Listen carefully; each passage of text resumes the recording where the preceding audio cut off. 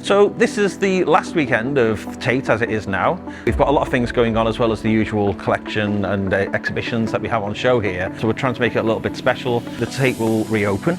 It will reopen maybe as a relaunch in a way. It might be something very similar to when the Tate first opened in 1988. There'll be a renewed interest in the Tate, both locally, nationally and internationally.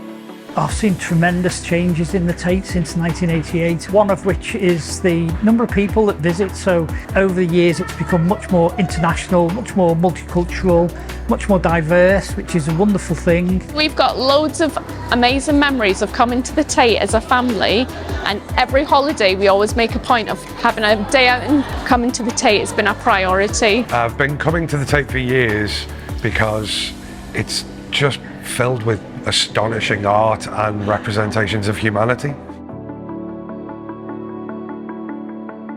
Well, I first visited the Tate long before I worked here. Saw some paintings that I'd only read about in books, only seen in kind of calendars and postcards, and suddenly there were the real paintings. First time I came to the Tate was on a school trip, and it was the pop art exhibition. Must have been like early, mid-90s, and it was amazing, absolutely loved it. And I know since then I've been coming to the Tate for years and years after. I'm here today to do some gardening activity workshops. This activity is linked to last year's Radical Landscapes exhibition.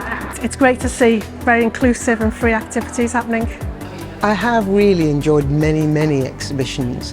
One that stands out for me, bizarrely, is something that was a show by Douglas Gordon, where he was looking at turners, and he exhibited turners without their frames. And for the first time, you kind of saw those paintings as Turner would have seen them in his studio, rather than as these iconic things in gold frames. I saw this photograph from a film by the German artist Rebecca Horn called Touching Both Walls Simultaneously, and she's wearing these claws that she made that elongate her fingers so that she can stand like this and be touching both sides of the room at the same time. And that was the piece that gave me the idea for my book that I've just published, Art Monsters. Two favourite exhibitions, I think, for me. Most favourite exhibition, I suppose, would be Turner, Monet, Twombly a few years ago, where we had three great artists together, both at the end of their life, a really good advert as to how you can live at the end of your life as you get old, but still producing amazing, powerful work.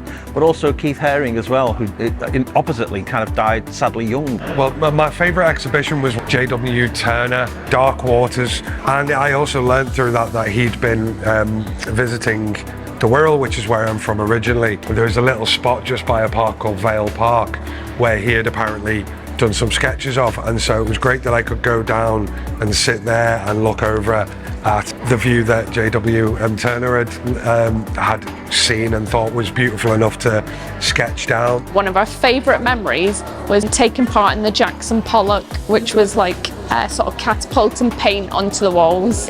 I think sometimes there are many exhibitions that bring lots and lots of famous people, but also I love just taking everybody around. Highlight would be definitely meeting Francis Bacon.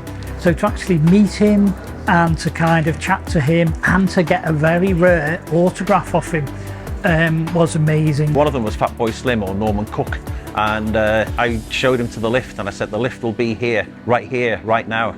Thankfully he laughed. The thing I love most about Tate is that it's not very far from where I live in Preston.